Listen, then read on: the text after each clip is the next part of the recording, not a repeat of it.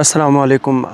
په شینوار بازار کې څه کله کرایسس دوران کې ګیس سلنډر څه 5,500 روپۍ و، همداسې اوړه څه 5,500 روپۍ و یا 6,000 روپۍ بجې وه.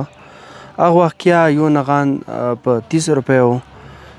اوس ایمو په شینوار بازار کې اوړه څه کوم دي هغه 4,000 روپۍ دي، سلنډر څه کوم دی هغه 3500 روپۍ دی.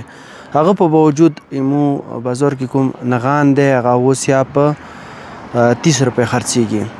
دومره غوټ ډیفرنټ شوی دی، یعنی 1500 روپۍ 2000 روپۍ څه کوم دي هغه اوړو کې کمای راغلی دی یوې بجې کې، همداسې 1500-2000 روپۍ څه کوم دی هغه ګیس کې راغلی دی.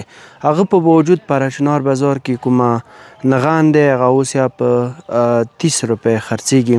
په دې کې ځنه داسې ظالم تنارو ولیعه شته چې هغه هغوی نغان سایز دومره کم دی، یعنی څه ته راواخې 15 منټه په نه وي هغه نه کاغذ جوړ وي. خو دا یو ظلم دی څه علاقې کې روان دی.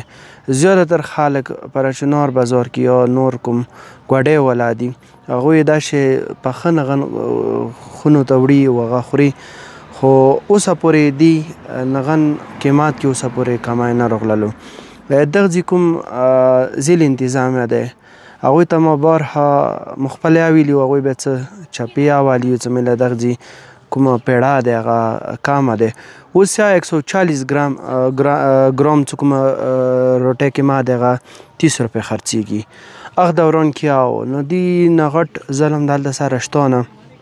دغه ځای نه مو کوم اسسټنټ کمشنر دی ضلع انتظامیه ډیپټي کمشنر هغوی ته هم دا ریکویسټ کوو چې تاسې روټۍ کوم قیمت دی هغه باندې غور وکړئ، د ارقام کوئ. او دین علاوه نوره چا ذمه داری جوړیږي بازار کې، چاهې هغه تنارو یونین والا دی، ټریډ یونین والا دی یا انجمن والا دی یا نوره دی، هغوی ته هم پکار دی چې روټۍ کوم قیمت دی د رقم کې 6,500 روپۍ کوم قیمتونه و یا 5,500 هغه وخت کې 30 روپۍ وه او 140 ګرام روټۍ و، اوس یې هماغه سیسټم دی. نو دغه ظلم نه پکار دی، دغه کوم خلک دی عوام دی هغه پکار دی وباسي.